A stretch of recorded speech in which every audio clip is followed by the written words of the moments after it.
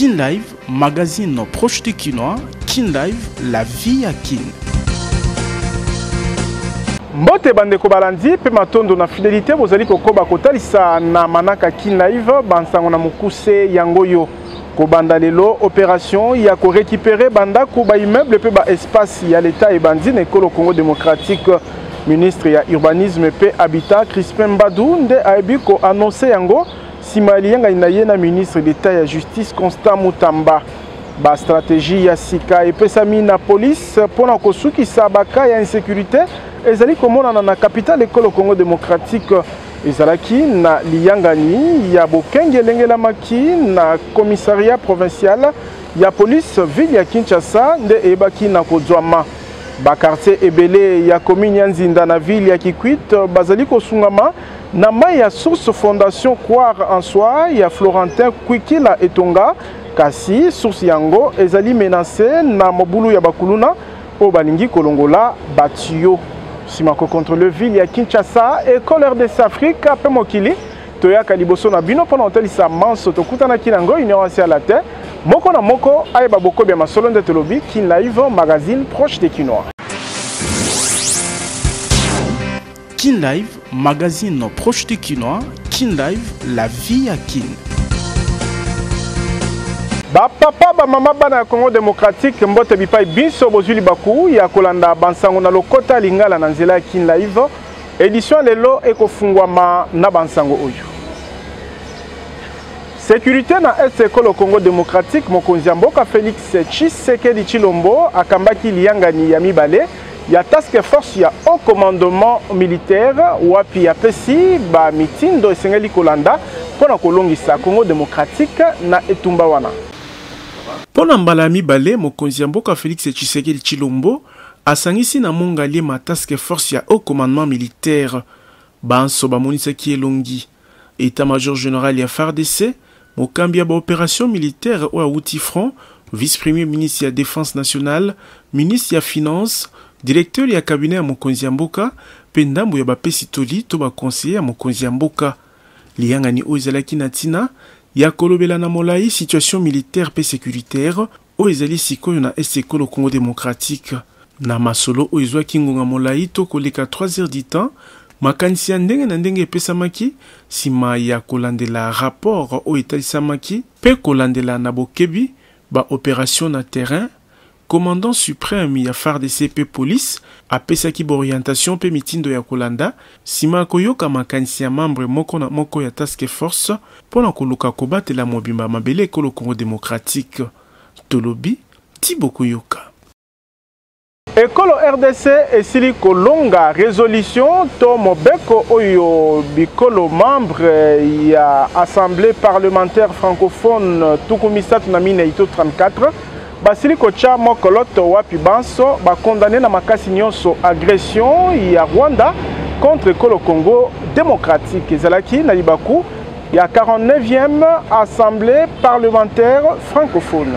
Kolandisama na lobbying ya mokonzi Assemblée nationale Vital Kamerhe na libaku ya 49e session ya Assemblée parlementaire francophone Ekolo Congo démocratique elongi résolution oyo bikolo tukumisatu na mine ito 34 bache mikolo to banso batelemeli agression ya Rwanda contre Ekolo Congo RDC.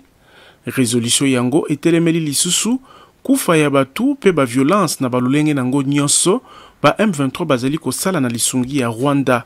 Ezali elonga ya diplomatie parlementaire pambate Ekolo Congo démocratique etiaki liboso agression ya Rwanda contre mabele na ye pe ba million ya bato oyo bakufa ndenge rapport ya ba expert ya ONU oyo pe etalisi ete babomi batu 5000 uta ba opération ya suka rapport oyo mokonzi Assemblée nationale alobeli etalisi contexte ya bitumba ya Rwanda wapi ba M23 ba ebani lokola basungi kasi ba commandant ezali ba officier rwandais na tribune oyo professeur Vital Kamerhe abetaki sete ete na Ekolo Congo démocratique batuti congolais batungisama nano te pambate bazali na parlement na gouvernement na armée na police pe bipai biso bokambi ya mboka mikolo nyonso esalamaka maloba ya bakonzi ya Rwanda ezali kobuka lokuta pona kokoba koyiba minere Ekolo Congo démocratique Pamba te batuti congolais bango moko bazali te na kati ya maïba M23 basengaka. Vital Kamerhe lwaka ningini kingi akobaki na proposition kolobaka ete solution ya pete ezali kolongwa ya batroupe ya Rwanda pe ya Uganda na mabele ekolo Congo démocratique pona kopesa esika na boyokani ya kimia pamba te ngonga ekoki Afrika etelema pe etambola na kimia pona bofuluki. Nous avons dit que tous les pays du monde devraient protéger la République démocratique du Congo, qui est un pays solution. Ce pays, c'est une chance pour l'humanité, c'est l'espoir de l'humanité. Nous avons aussi dit que ce qui se passe chez nous est plus dramatique que ce que la communauté internationale déplore chaque jour en Ukraine et au Moyen-Orient. Et que ce silence assourdissant de la communauté internationale, nous ne pouvons plus les supporter pendant longtemps. Bikolo nyonso 34 o etelemeli agression ya Rwanda esengi pe kolongwa kozanga kozela ya mapinga ya Rwanda na mabele ekolo Congo démocratique. Tolobi Thibaut Koyoka. Na primature mokonzi Mbula Matadi Judith Suminwa tuluka ayanganaki na ba sénateur français na likambo tali agression ya RDC na Rwanda. Babeti sete na likambo tali bobatelami ya intégrité ya mabele ekolo Congo RDC. Ba sénateur ya mboka France o bazali kobika na capitale ekolo Congo démocratique na cadre ya kokembisa ba lien parlementaire kati na Kinshasa pe Paris sima mobembo mokonzi ya mboka Félix Tshisekedi na France baye komona na miso mai mazali koleka na mboka yambo ya kokanisa ba action ya diplomatie parlementaire mosusu. Na boyambami na bango na mokonzi Mbula Matadi Judith Suminwa tuluka balobelaki elongo maimatali santé éducation pe kimia na est ekolo Congo démocratique na likambu ya agression o ezali kokoba kobakisa ba victime na molongo ba congolais délégation ya groupe d'amitié France Afrique centrale ba betisete na principe ya intégrité ya mabele ya mboka o ezali souverain na libaku oyo bapesipe likanisi ya résolution pacifique pour la kimia na région. Donc nous avons abordé des sujets et fait part des expériences françaises pour apporter une contribution au développement du Congo. Les parlementaires sont là pour voir les réalités du pays et sont dans une action de diplomatie parlementaire. Et nous, ce que l'on souhaite, c'est la paix, le respect de la souveraineté des États. La paix est le préalable au développement et on appelle à une médiation et à ce que la paix soit retrouvée dans cette partie de l'Afrique. Babiangami ya Judith Suminwa balobelaki pe coopération décentralisée katina ekolo Congo démocratique pe France awa ba sénateur français batalisaki mokonzi Mbula Matadi boyebi to expérience française pona kopesa maboko na bofuluki ya mboka. Bosimba était groupe d'amitié France-Afrique centrale et sengisi bikolo zomi na moko wapi mingi kati na bango balobaka lokota li falansa pe bami pesaka na lisanga ya francophonie etinda na yango ezali kotombola boyokani na ba assemblée ya bikolo o ezali na boyokani ya mpoasato relation officielle na mboka France. Tolobi Thibaut Koyoka. Totikala kaka na primature lokola républicaine première ministre Judith Suminwa asili ko déclarer patrimoine na ye na greffe ya cour constitutionnelle na koyoka mokonzi ya Mbula Matadi ezali volonté ya transparence na bokambi ya mambi matali mboka.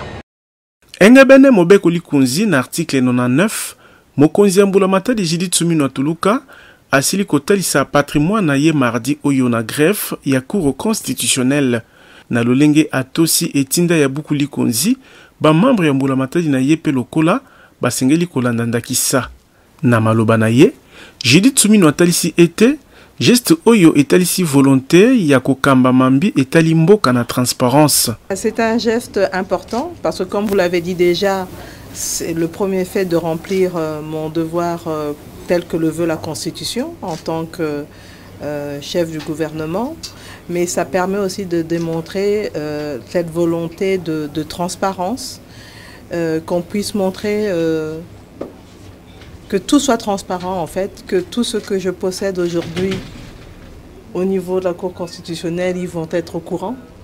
Et demain, le jour où je partirai, en toute transparence aussi, je ferai l'exercice de venir déposer ce que j'aurais eu à acquérir au cas où.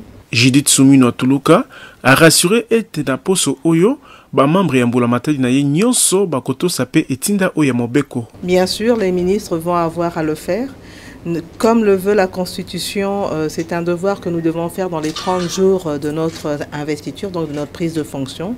Et donc les ministres, on a été investis le 12 juin aux petites heures. Donc les ministres, la majorité ont déjà préparé leur déclaration de patrimoine familial et ils auront à les déposer d'ici à, je pense, jeudi ou plus tard. Yakoyeba ezali ete article 99 ya mobeko likunzi etalisi ete yambo ya kuzwa pe na suka ya fonction lokola président de la République pe membre ya Mbula Matadi esengeli kotalisa na cour constitutionnelle mukanda wapi etalisi patrimoine ya libota kosembolaka na mpwasa biloko lokola bandaku ba action ba part sociale ba compte bancaire pe bongo na bongo yango ekosalama mikolo tuku misatu sima ya bokoti na mosala tolobi Tiboko Yoka. Nalobaki yango na ebandeli ko banda lelo opération ya ko récupérer biloko ya l'État ndakisa banda ku ba immeuble pe ba espace public ebandi na Ekolo Congo RDC mukano ya ministre ya urbanisme pe habitant Crispin Mbadou Sima ya lianga nyazalaki nango na ministre d'État ya justice Constant Mutamba Toyokai. Il est question pour nous de lancer une opération de récupération de biens de l'État et d'assainir le secteur de l'urbanisme et d'habitat. Donc le bien privé du domaine privé de l'État comprend notamment les immeubles, les maisons, qui sont aujourd'hui spoliés par ce qu'on appelle les spoliateurs.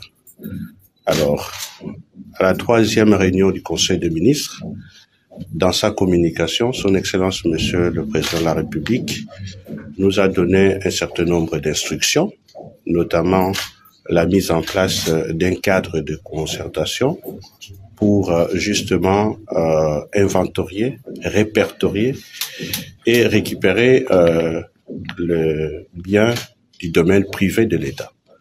Donc, je suis venu voir mon collègue justement pour concrétiser et matérialiser l'inscription du chef de l'État. À dater de ce jour, nous allons ensemble lancer l'opération de récupération du patrimoine privé de l'État. Ba stratégie ya sika epesami na police pona kosukisa baka ya insécurité oezali komona na capitale Ekolo Congo démocratique epesamaki na liangani ya bokengi to réunion ya sécurité commissaire provincial ya police ville ya Kinshasa akambaki. Attaque aux détermination ya police ya kopesa bakinois environnement ya kimia baka ya insécurité ezali kokoba komonisama na Kinshasa capitale Ekolo Congo démocratique. Sima ya assassinat ya procureur Baudouin Lukoki Matondo na commune ya Ntsele week-end moleki mardi 9 juillet ancien cadre ya ANER azalaki assassiné na lopango na ye na etinda ya kobatela la population pe biloko na ye. Commissaire divisionnaire adjoint Blaise Mbula Kilimbalimba asangisaki mardi na ndako na ya misala ba commandant ya ba différentes unités ya police ya capitale pour commenter ba stratégie ya sika natina ya kosukisa masanga ya ba criminel pe kozongisa kimia ya population na capitale na liangani oyo. Mokonzi ya police ya Kinshasa général Blaise Kilimbalimba a rappelé ki ba mesures stratégiques oyo ezali déjà na misala pour restaurer autorité à l'État pe sécurité ya batuna biloko na bango. Kati na yango bopekisami ya ba manifestation publique na Gombe, nuisance sonore bopekisami ya moto na commune ya Gombe na botosi ya code de la route ou esengeli lotomo etosama na moto nyonso. Constat ezali ete attaque au déploiement ya police na ba point chaud nyonso ya capitale bato bazali na bizeleli ya kobenga numéro vert ya police te pona ba intervention rapide na libaku oyo. Commissaire divisionnaire adjoint Blaise Mbula Kilimbalimba apesi population ba numéro oyo 083 16 26 828 090 00 03 921 085 73 72 249 097 26 34 600. Police esengi population ya kobenga na ngonga likambo ezali kosalama tolobi Tiboko Yoka. Visa Schengen est comme kopesama na facilité na agence de voyage Tour du Monde service week-end moleki. Mama Monica asilaki kozwa visa na ye pe abembukaki kino akomaki Paris na facilité. Festival ya ba visa ezali kokoba na agence de voyage Tour du Monde service. Sima ya ko facilité ba papa, ba mama pe bana ya Congo démocratique ba voyage na mboka Canada pe États-Unis. Mokonzi ya masolo a visa na Kinshasa ayebaki ko célébrer vendredi 5 juillet 2024 lauréate ya visa Schengen Mama Monica Botembe Mwata. Ngulu ya kapela eliamaki bomo mesano sans plaignant lolenge ya kopesa Kinshasa au revoir. Na émotion tango DG Jean-Pierre Basanga pesaki ye passeport na visa, Mama Monica o alembi ko lukanzela ya poto na ba jeune prière kino na bangomba mangengenge apesi matondi na agence de voyage Tour du Monde service pour la qualité ya ba service na ye. Nayoki bango balobi na ngai biso topesaka visa te mama. Le mosala tokosala yango ekopesa visa. Nayokaki bango malamu te mayeba senyaki nasali alende bakokotanga ambassade. Te naumelaki mingi te pas même un mois. En tout cas babengi bango bapesi nga visa. Lelo suka ya makambo na musala basalaki lelo nga nazokende France. Nazokende na Paris, nazwi visa Schengen, yangoyo, nakotambola poto mopipa. Lokola Temes, asukisaka ba démarche na nzela te, bayebaki ko accompagner Mama Monica Botembe na aéroport international ya Njili. Yambo amata avion, abengi ba Congolais, ya kosala confiance na Temes. Temes kaka, kolo masolo, kolo makambo. Kopesa ye confiance bobanga te boya na Temes boko sepela tala Mama Monica na mapata direction Paris na France. Temes merci nakomi Paris sepeli olembi ngomba ya mangengenge na ba jeune pe prière et ya nzambe apesi yo ezali agence de voyage Tour du Monde service tembezali te tolobi Thibaut Koyoka. Ba quartier ebele ya commune ya Nzinda na ville ya Kikwit bazali kosungama na maya source fondation Croire en soi ya Florentin Kwikila etonga kasi source o ezali na risque ya kobeba pambate bakuluna na mugulu na bango balingi kolongola batio. Wuta elanga ebanda kotoka mai na ba quartier ebele ya commune ya Nzinda na ville ya Kikwit. Et koma pasi mingi penza pona baiba vandi na quartier Sankuru pe banzinga na yango. Pambate ba borne fontaine ya l'État, ma ezali kobima na kokoso.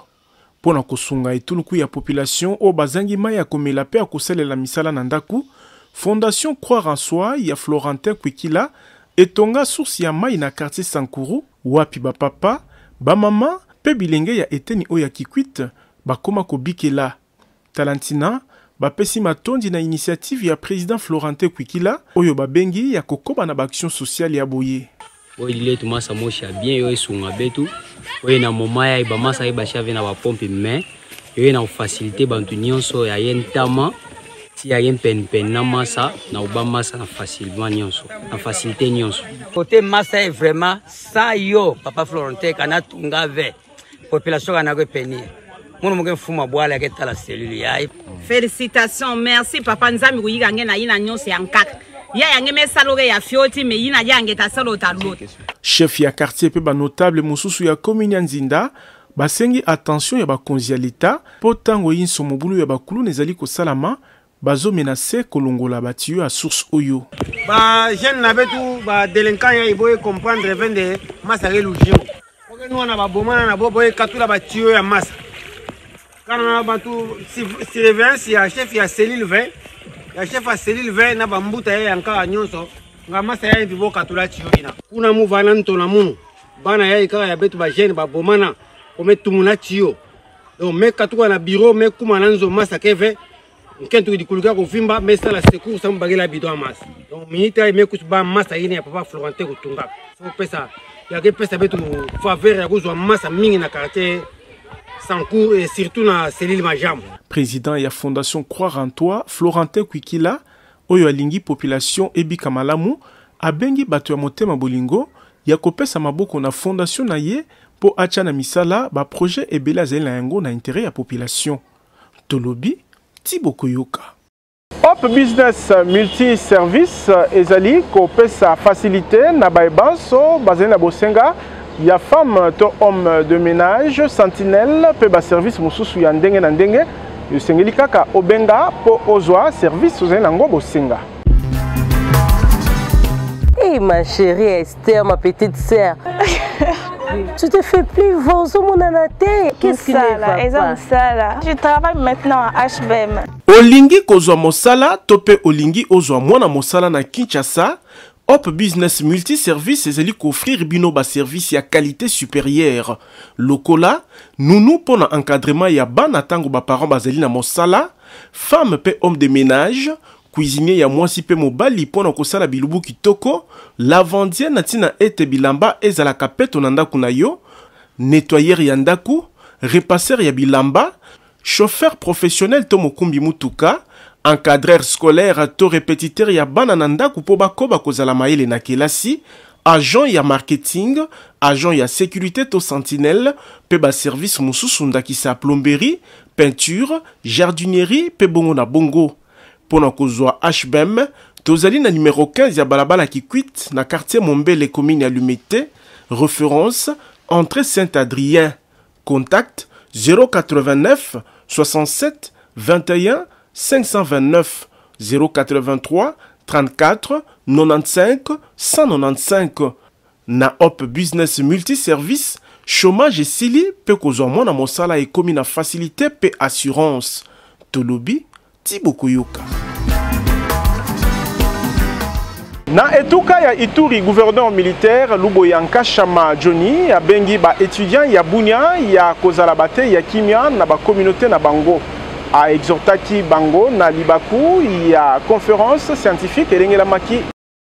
Liboso ya etuluku ya bayekoli ya université Shalom ya Bunia, gouverneur militaire ya etuka Ituri alobelaki cadre légal tomobe ko simbi etamboli ya état de siège ntina ya bitumba ezali kotungisa eteni wana ekolo Congo démocratique pe misala makasi o ezali kosalama na terrain na o etali bokengi pe bofulu kito développement yambo ya kopropose bapisi ya solution to biyano pona kimia o ekoumela.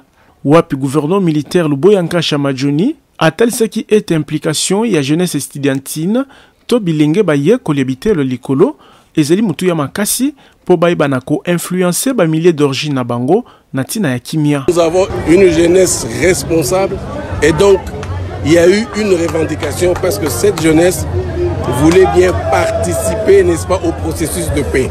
Et que donc cette jeunesse a fait appel à nous pour lui donner des outils de sorte que effectivement elle puisse participer à ce processus de paix. Non seulement qu'ils comprennent, mais ils veulent même aller au-delà. Ils veulent s'accaparer de ces outils-là et comprendre de quoi il s'agit pour que effectivement eux aussi puissent se déporter, n'est-ce pas, dans leurs différents milieux et prêcher, n'est-ce pas, ce que nous venons de leur apprendre ici. Molobeli yaba étudiant ya université Shalom ya Bunia initiateur ya bokutani oyo azwaki ekateli ya kopesa maboko na mabongisami ya boluki kimia bakonzi ya mapinga ya Ituri bazali kosala. Nous étudiants, nous provenons de différentes communautés qui constituent la province de l'Ituri.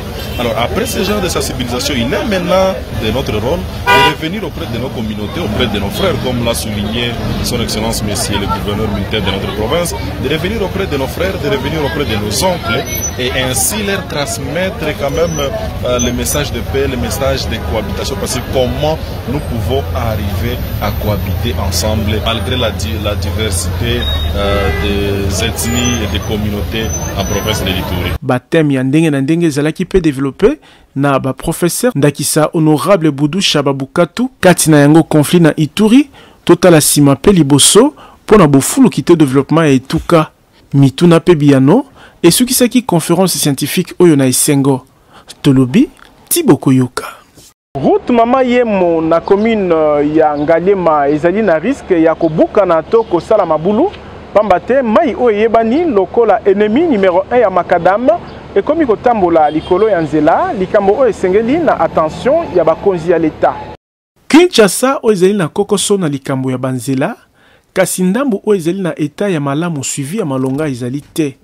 tozali na balabala mama yemo oyo ebandi na DGC kino terminus ya pompage.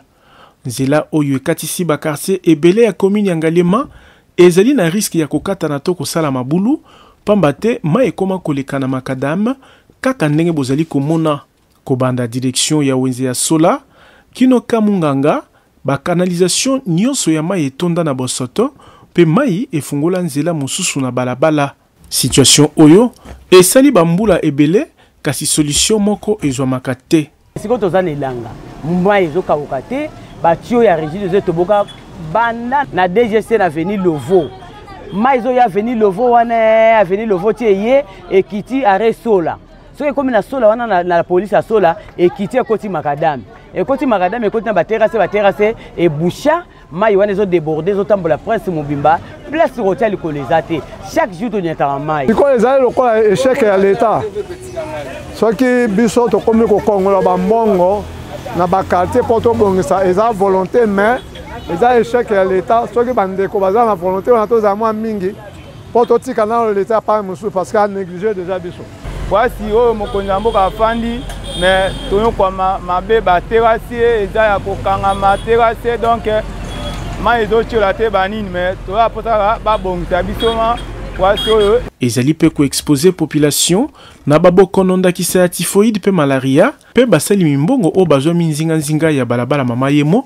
mimbongo na bango ekoma na kokoso pe wana tala biloko tala place to banaki koteka wana tona kotekela ka wana mutu ambuteye sami mutu moya kati ezate akosomba ka eloko wana azo ya liba chauffeur ba osomba sikoto koma boy mai etondi wana moya ata ambuteye ezali mutu azana poza kosomba ji akokatisa te akosomba ji pona nini mai ata benga pe na kozatanse na kele ya koleka wana pona ke pesa eji pasi salite leki tozo vivre na salite o tozo fanda banda tongo tipoko awa salite na bana tozo mela sa tozo kota ka même na mai yango po o traverser o ke somba te loko na ngambo o kota ka na mai po traverser o ke o doit transport o kota ka na mai bakonzi ya Kinshasa pe ya OVD babengami ya kolandela nzela oyo po mabulu esalema lisusu te ndenge esalemaka na kala pamba te population ya eteni oyo nyokwamaka makasi tolobi Tiboko Yoka.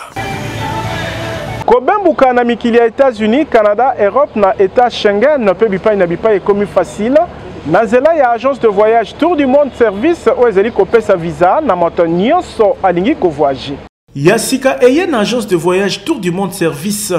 Ba papa, ba mama, bilenge basi pe mibali botelema po mokonzi ya masolo ya visa na Kinshasa alobi moto nyonso o abunga kinzela zonga na molongo pamba te na TMS ratakate. Olingi okende États-Unis d'Amérique na facilité, Canada, Europe na ba État Schengen ne peut bipai mosusu, agence de voyage Tour du Monde Service ezali ko beta yango dada lokola bale pe ozwi visa na yo na pete. Awa mikili ya poto eloko pamba ezala ba wewa bazozwa visa tembeza te.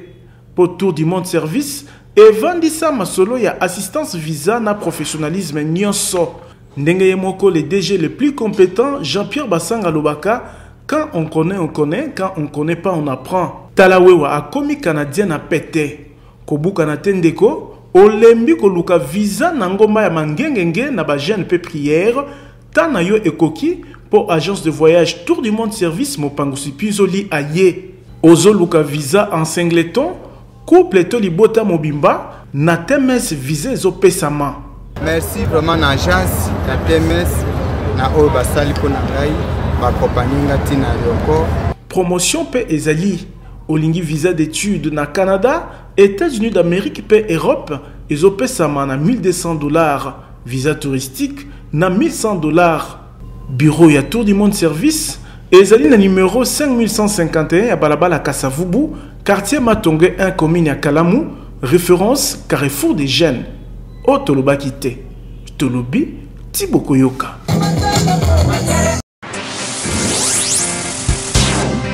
Kin Live, magazine proche du Kinois. Kin Live, la vie à Kin.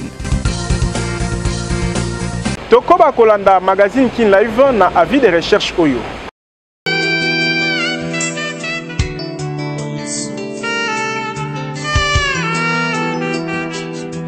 Avis de recherche. Famille Bakolesha Yezali Koluka Mwana Naye, Christian Mande Oyo Azali âgé, il y a 38 ans. Pe abunga kiwuta vendredi 28 juin 2024. alataki tricot ya jaune Pedro King. Christian Mandé azali na problème mental pe avandaka na quartier Kinsaku numéro 71 bar B na commune ya Matete. Moto nyonso akomona ye akoki kobenga libota na numéro 081 28 92 813 topé na 099 86 35 787 topé komemaye na famille na quartier Kinsaku numéro 71 bar B na commune ya Matete. Libota ebongisi récompense pour na moto nyonso akomona Christian Mandé.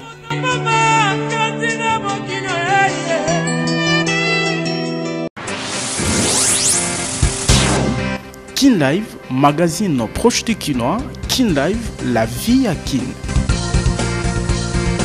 Awa nde magazine Kin Live suki tozalaki na esengo ko présenter bino yango bon meseno pe totondi bino pour na fidélité sima ya caméra ezalaki Fabrice Bengo kasi tika totombela mbotama elamu na patient makembi o abakisi mbula moko na bomoi na ye magazine Kin Live penga imei totombeli mbotama elamu patient makembi bakoni ya tension diabète pe babokono ya ndenge na ndenge bobengami na club de santé. La santé c'est la richesse, c'est pas ya Dr Brian pambate lobiko ezali kopesama na babokono na bino botikala na kimia.